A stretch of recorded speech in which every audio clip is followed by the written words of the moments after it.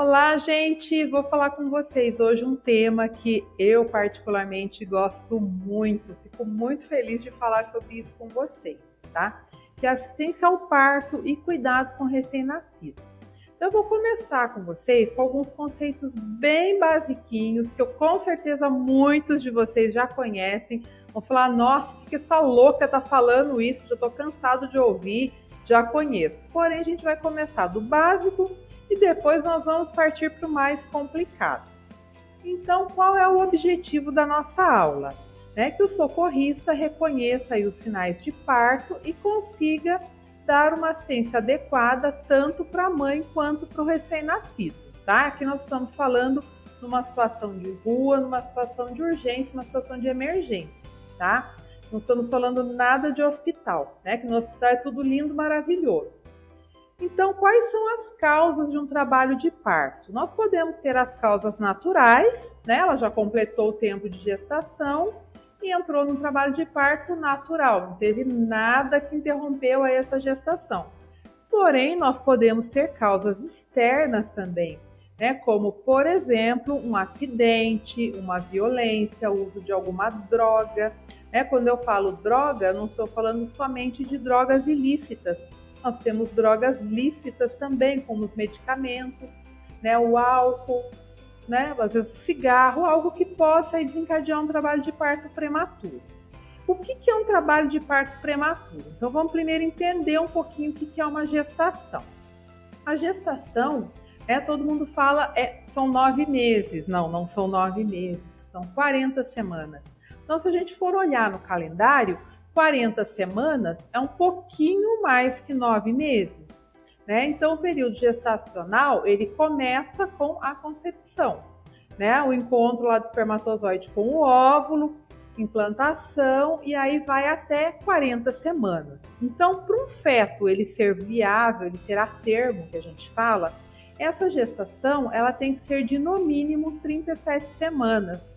Tá? Lembrando que algumas podem chegar até 41 semanas, tá? Então, esse é o período de uma gestação normal. Um parto antes de 37 semanas é um parto prematuro, que às vezes pode ser por causas maternas, por acidentes, causas fetais, aí existem N causas que podem levar a um parto prematuro.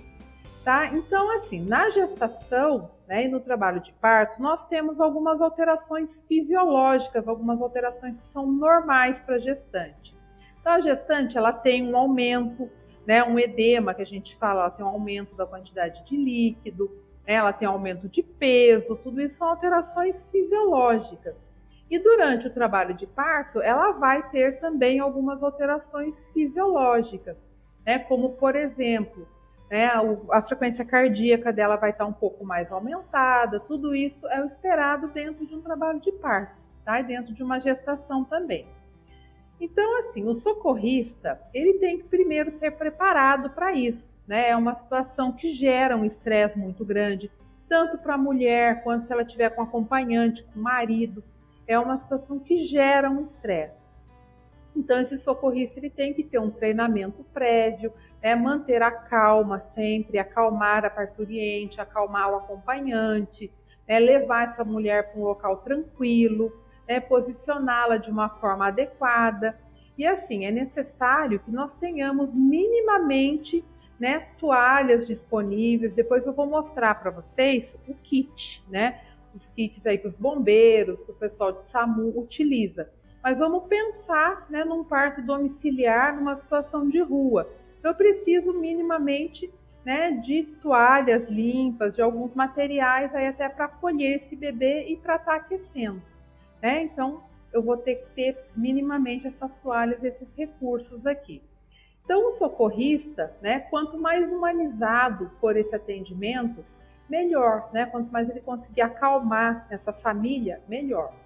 Porém, nós temos aí algumas emergências obstétricas, O pré-natal, quando a mulher faz, ela já é classificada em gestante de baixo risco ou gestante de alto risco. Então, o que seria uma e o que seria a outra? Baixo risco é aquela gestante, tá? Que ela está numa idade reprodutiva adequada, ela não é nem uma adolescente e nem uma gestante com uma idade mais avançada. A gente considera de 18 anos até por volta de uns 35. Acima de 35, ela já é considerada uma gestante idosa, né? Ela não é idosa, pelo amor de Deus, né, gente? Não vai falar que 35 anos é idosa que eu mato vocês, né? Que eu tô quase chegando lá e, por favor, né? Me poupe. E as adolescentes? Por que as adolescentes? O corpo dela não está preparado, ele está em formação. Então, na verdade, é uma criança gerando uma outra criança. Então, por isso que elas já são consideradas de risco.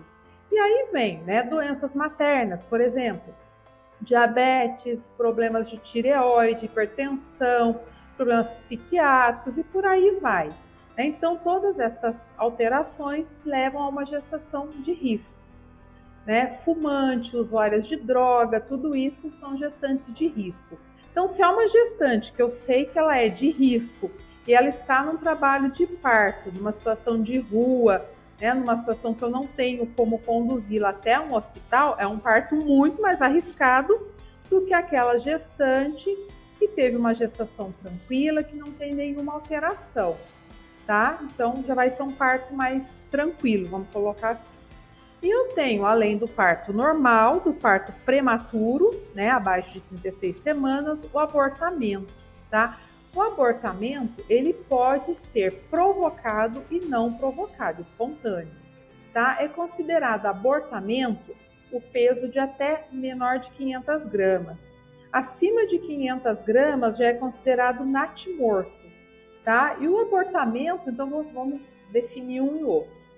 O provocado, né, como o nome mesmo está dizendo, a própria mulher provocou com o uso de alguma medicação, algum instrumental, né, foi provocado. E o espontâneo, ele pode ser por causas maternas, né, alguma alteração da mãe, ou causas fetais, como por exemplo alguma malformação fetal, alguma coisa que leva a um abortamento espontâneo.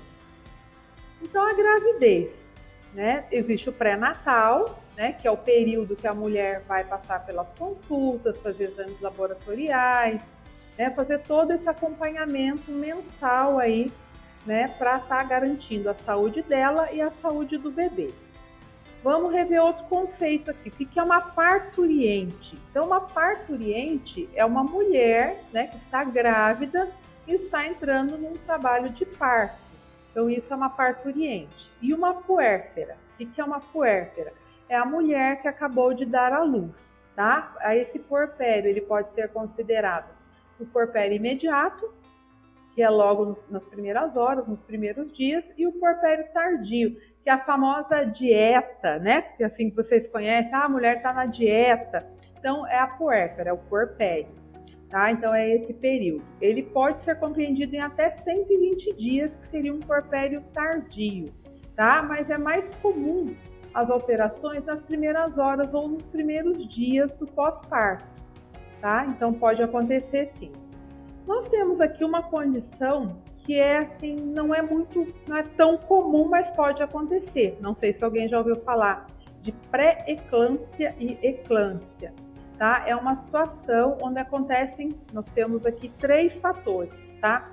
Proteinúria, que é a eliminação da proteína na urina, o edema e o aumento da pressão arterial. Então, ele é caracterizado por a gente tem esses 3 parâmetros, tá? E é uma situação que pode surgir na gravidez, é muito sério, né? Ela vai para um pré-natal de risco, muitas vezes tem que usar medicação, que ela pode, inclusive, convulsionar na hora do parto.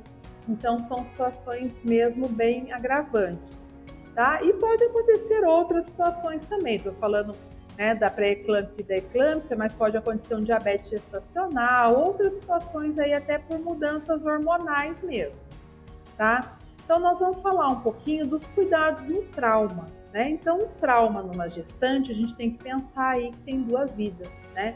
Eu tenho que assegurar a saúde da mãe, né, a integridade nesse atendimento, para que eu consiga ter um bom resultado aí. Tá? Então, primeiro eu tenho que estar avaliando, né, as condições da mãe, vendo se teve algum trauma de abdômen, algum sinal de choque, né, se teve algum sofrimento fetal, se ela está tendo alguma hipotensão. Então, eu tenho que estar avaliando tudo isso. Agora nós vamos falar um pouquinho da classificação da mulher grávida quanto ao número de gestações, tá? Então, primigesta, primeira gestação, né? Então, a mulher que nunca ficou grávida pela primeira vez, então ela é uma primigesta. E depois nós temos segundigesta, tercigesta e multigesta. Multigesta é aquela que já deu à luz mais de 4 vezes, tá? A gente costuma usar mais primigesta, né? E depois da primigesta, ela já entra como multigesta, mais gestações. Toda vez que vocês pegarem um cartão, né, de gestante, né, por exemplo, a situação de rua, ela está fazendo um pré-natal, você vai ver lá quantas gestações ela teve, quantos abortos. Por que vocês acham que é importante eu saber disso? Ah, não, é a primeira gestação. Não, ela já tem 6 filhos. Vai alterar o trabalho de parto, gente. Uma primigesta, ela vai demorar bastante. Ela começou com contração, entrou em trabalho de parto.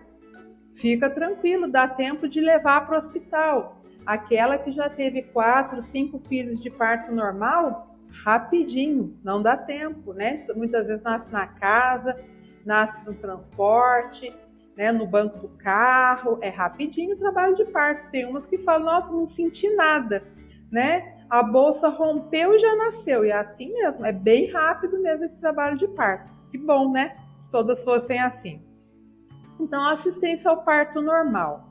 Então, o início do trabalho de parto, ele é desencadeado por fatores maternos e fetais, né? Nós temos ali a placenta, né? Todo mundo sabe o que é a placenta, né? É ela que liga o bebê à mãe, né? Então, através da placenta que vai receber os nutrientes, né? O cordão umbilical faz a troca sanguínea. Porém, a placenta, ela fica inserida lá no fundo do útero e é por ali que o bebê recebe também os nutrientes que ele precisa, né? E é ali que ele fica ligado à mãe. Então, nós temos, né, essas 3 alterações que vai desencadear um trabalho de parto. Então, o socorrista, como que ele vai reconhecer esses sinais de trabalho de parto? Através de alguns sinais básicos, como, por exemplo, ela pode queixar-se de um discreto sangramento, tá? Um sangramento vaginal ou a perda do tampão mucoso, tá? Pode acontecer, ela vai falar para você que saiu tipo uma gelatina, né, na roupa dela, ela vai perceber. É um tampão mucoso que fica no colo do útero e ele faz a proteção, né, tipo uma barreira impedindo a entrada ali de micro-organismos, entrada, né, de algum agente que possa causar alguma infecção. Então, tem a perda desse tampão, pode acontecer um discreto sangramento, pode haver a ruptura, né, da bolsa, onde vai ter a perda do líquido amniótico, e essa gestante pode começar a ter contrações, né? Essas contrações no início, elas vão ser mais espaçadas, e depois elas vão começar a ficar mais frequentes, de 5 em 5 minutos, né? Então, tem que contar o tempo dessas contrações. Então, esses são os principais sinais aí de trabalho de parto. Ela pode reclamar também de um desconforto na região lombar, uma sensação de peso, que ela quer ir no banheiro. Então, tudo isso aí são os principais sinais, né? E o parto, ele é dividido em 3 partes, em 3 fases, vamos colocar assim. Então, a primeira fase é a fase da dilatação, que pode durar de 7 a 12 horas, né? Lembrando sempre, né, que se ela for uma multigesta, isso daí vai muito rapidinho mesmo. Então, é a fase onde o colo do útero ele vai começar a se abrir para dar passagem para o bebê, tá? Então, esse é o período aí da dilatação. Então, ela vai começar com cólicas muitas vezes, né? Então, ela vai começar a reclamar para você de alguma dor, algum desconforto por conta dessas contrações, dessa dilatação, né? Esses desconfortos, a perda do tampão, a perda do líquido, tá? A perda do líquido é uma quantidade bem considerável, tá? Não é pouquinho, não. Muitas falam pra gente, eu acho que eu fiz xixi na roupa. Não é xixi, é líquido amniótico, tá? Então, essa é a primeira fase. E aí, depois dessa fase, nós vamos entrar o quê? Né? A fase da dilatação, nós vamos começar depois na fase da expulsão, que pode durar de 30 minutos a 1 hora, que é o trabalho de parto propriamente dito. ela vai começar com uma dilatação pequena, né, de um dedo, e vai até ter a dilatação completa, né? Sempre lembrando, eu acho que nas aulas de anatomia vocês devem ter aprendido, né, que o recém-nascido, o bebê, né, vamos pensar no crânio dele, né? Ele tem aquelas linhas de sutura. Então, o que acontece na hora do parto? A cavalgadura óssea, os ossos, eles vão, né, se entrelaçar ali, diminuindo esse perímetro cefálico para facilitar o trabalho de parto, tá? Então, vai facilitar um pouquinho. Então, a gente vai ter a dilatação completa, né, que chega a 10, então tá a dilatação completa, e aí vai começar esse período expulsivo, que para algumas mulheres é mais rápido, para outras é mais demorada. Aí vai depender também das condições maternas, do tamanho do bebê, né? Às vezes o bebê é pequeno, né? Às vezes o bebê é grande, então vai ter essas variações. Então a paciente ela vai começar a fazer força, né? Ela vai ter um desconforto muito grande, aquela sensação de querer evacuar, né? Ela vai começar a ter esse incômodo.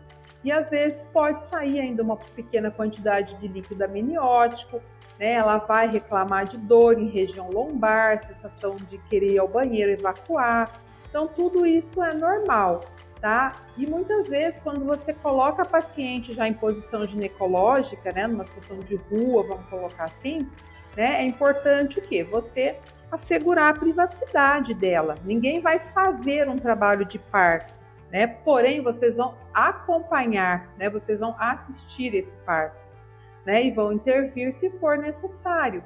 Então, é necessário colocar na posição, manter a calma, né? E muitas vezes, quando você olha ali, o bebê já está coroando. O que é coroando? Né? Você olha e já vê a cabecinha ali saindo, né? Então, a partir do momento que coroou, ele não vai mais voltar para dentro, né? Ele vai sair, ele vai deslizar, ele vai nascer, né? Então é importante vocês já estarem preparados ali para receber esse bebê, né? Que esse período expulsivo aí, ele é bem variável, ele pode ser rápido ou não.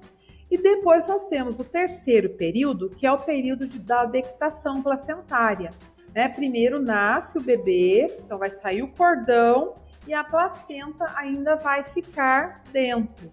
Ela vai levar alguns minutos aí para que ela se solte, né? E aí é necessário também que essa placenta seja conduzida junto com o recém-nascido para o hospital. Quando chegar lá, vai ser examinada. A gente tem na placenta a parte fetal e a parte materna. A parte materna é onde fica inserida no útero. Então é necessário ver se todas as membranas saíram completamente, porque se ficar algum resto placentário, essa mulher pode ter hemorragia, né? Futuramente ela pode ter uma infecção, então é necessário que essa placenta seja avaliada, tá?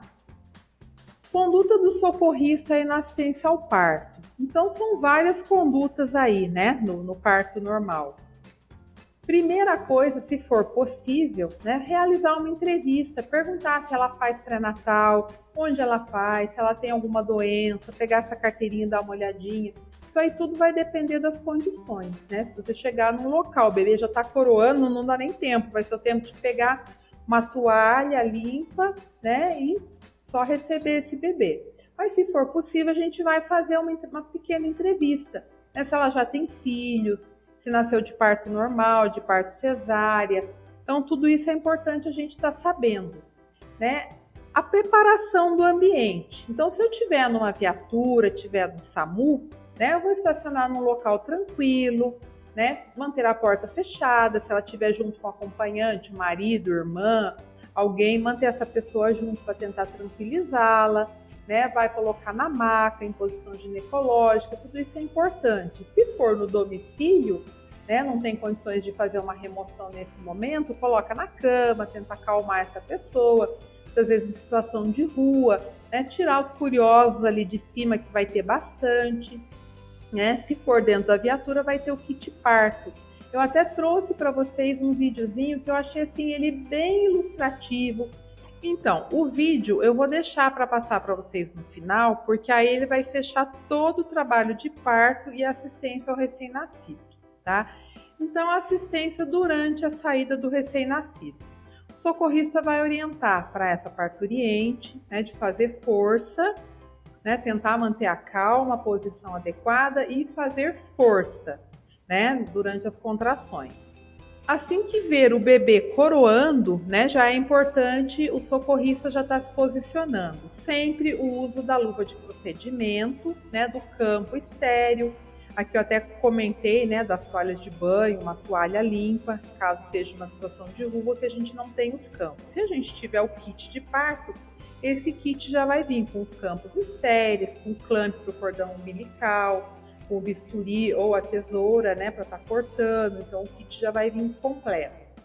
Então durante a saída vai apoiando a cabecinha do bebê, evitando que ele saia bruscamente, né? Não sei se alguém aqui já teve a oportunidade de assistir um trabalho de parto normal. A hora que passa a cabeça, ele vai muito rápido, né? Ele já desloca os ombros, passou um lado, já passa o outro, é muito rápido, né? E devido ao líquido amniótico, então ele fica muito liso, fica escorregadio. Então é importante estar sempre apoiando porque vem muito rápido.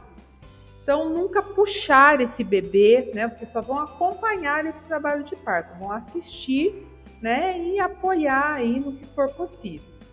Então depois que o bebê nasceu, né? Já saiu, então vocês vão colocar ele no campo estéril e vão aguardar aí o tempo da dectação, né? Para eliminar essa placenta. Vai ser limpado apenas a face do bebê, né, com um campo estéril, e depois vai ser aspirado, né, as narinas, as vias aéreas, a boca, para liberar secreções, né, manter sempre aquecido e vai fazer a identificação com a pulseirinha, né, se tiver, né, se for dentro de uma viatura. O clamp, quando vocês forem colocar, né, a gente sempre conta mais ou menos um palmo e meio. Então ele não é colocado muito próximo, que a hora que chegar no hospital eles vão fazer isso de forma adequada. Então vocês vão ver depois no vídeo que é colocado 2 e cortado no meio. Então fica a placenta de um lado, recém-nascido do outro, no meio o cordão e os 2 clamps no meio. Vocês vão conseguir visualizar isso direitinho, tá? E aí essa placenta, né, ela vai ser conduzida junto com o bebê. Quando vem o kit parto, já vem um saquinho apropriado, né, para que ela seja colocada lá dentro e seja entregue junto com o bebê. Então, o corte do cordão, ele sempre tem que ser realizado ou com um bisturi ou com uma tesoura estéril, tá? Nunca com material, né, de rua, um material sujo, então sempre estéril. Os passos finais aí do parto, né? Vai conduzir mãe recém-nascido para um hospital ou para a maternidade, onde eles vão receber aí os primeiros cuidados, né? Vai ver como é que tá as condições da mãe e as condições aí do recém-nascido. Os 2 vão ser conduzidos. Porém, às vezes existem algumas dificuldades aí num parto normal, né? A gente falou aqui um parto normal na posição cefálica, né? Em que o bebê está encaixado com a cabecinha, né? Porém, ele pode vir transverso. O que é transverso? Ele está atravessado, né? Pode vir transverso, pode ser uma outra posição, né? Ele pode vir pélvico. O que é um parto pélvico? Ele vem, o famoso bebê está sentado, né? Então são as alterações aí que a gente pode ter. Então vão ser partos mais difíceis, mais complicados. O cordão umbilical pode ter passado no pescoço, ele pode ter circular de cordão. Então tudo isso pode acontecer num parto normal, né? Que a gente falou de um parto bem tranquilo, porém podem ocorrer essas situações.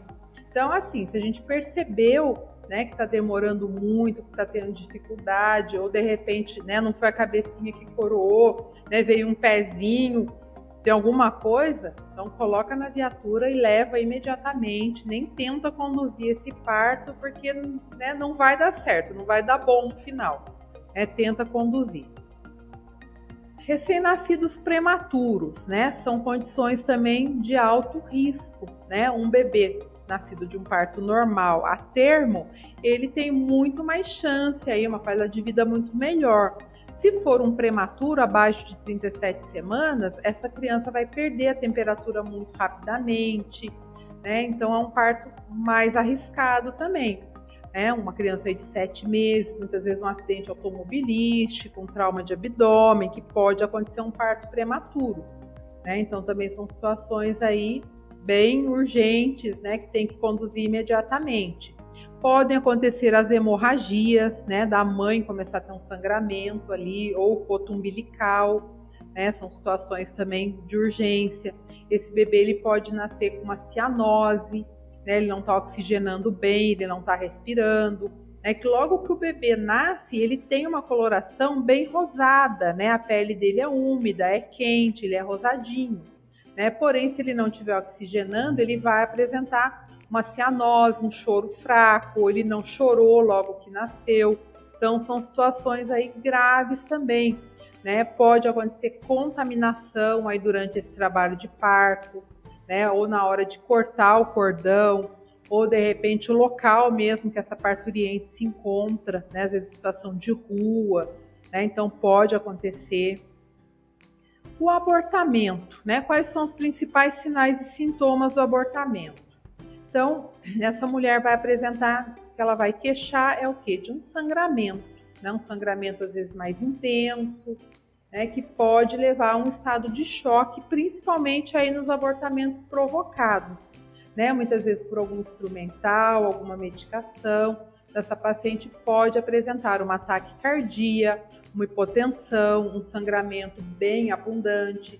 E muitas vezes esse abortamento, ele pode ser um abortamento completo, quando houve expulsão do feto e das membranas, ou incompleto, quando ficou parte da membrana retida. Então, essa mulher vai sangrar, né? E se ela não procurar assistência, ela pode evoluir aí com abortamento infectado, né? Ela pode evoluir com uma infecção até uma septicemia. Então, nos abortamentos, o ideal é o quê? Procurar assistência médica, né? Lá vai ser feito um ultrassom, vai ver se esse abortamento dela foi completo, né? Se vai precisar de uma curetagem. Então, é importante sim, tá? Sempre tá orientando.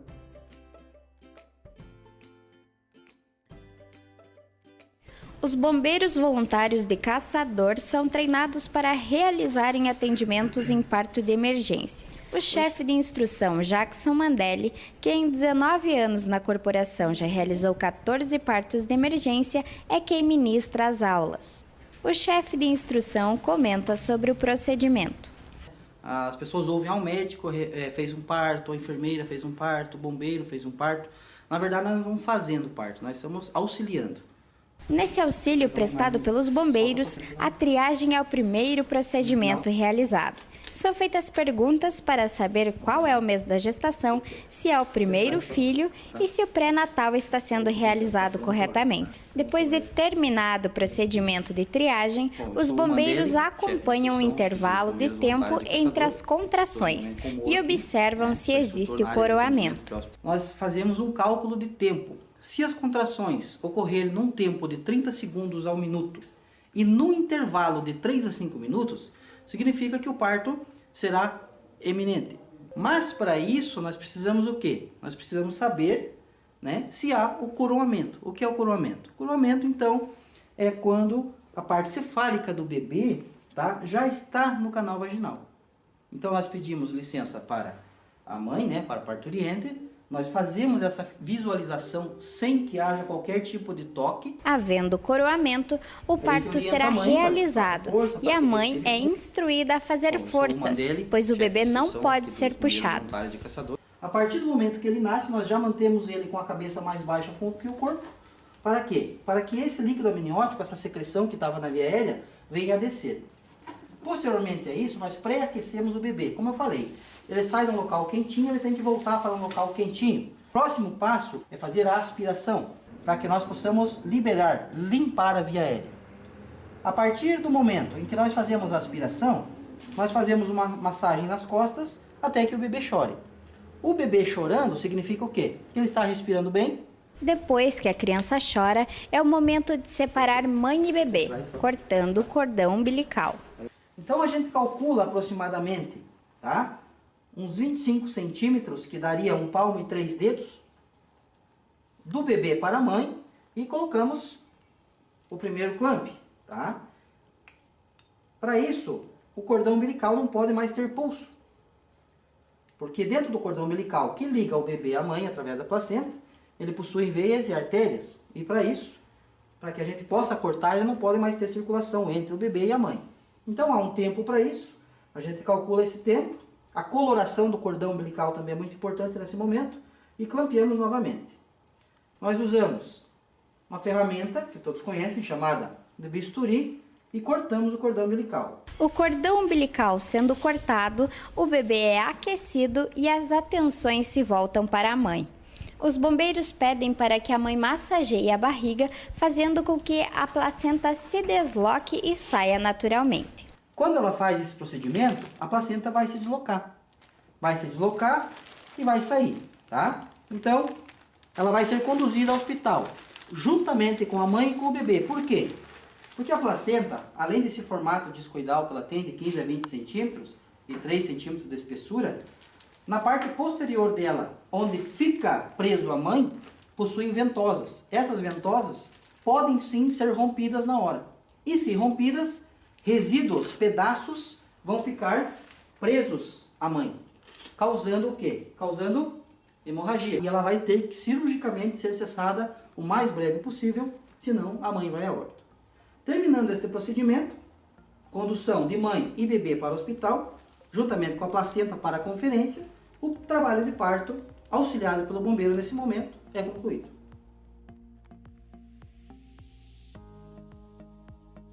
E aí, galera, espero que vocês tenham gostado do vídeo, da aula de hoje, né? Embora o parto seja um evento fisiológico, né? Toda gestante aí merece toda atenção e todo carinho no trabalho de parto. Seja ele hospitalar, seja ele em domicílio, né? A gente sempre tem que oferecer o nosso melhor. E para isso é necessário que a gente se capacite, né? É o que vocês estão fazendo aqui. Né? Continuo com muita saudade de vocês, esperamos retornar em breve às nossas aulas presenciais. Fiquem bem e até a próxima. E aquele beijo no coração, tá? Fiquem com Deus, gente.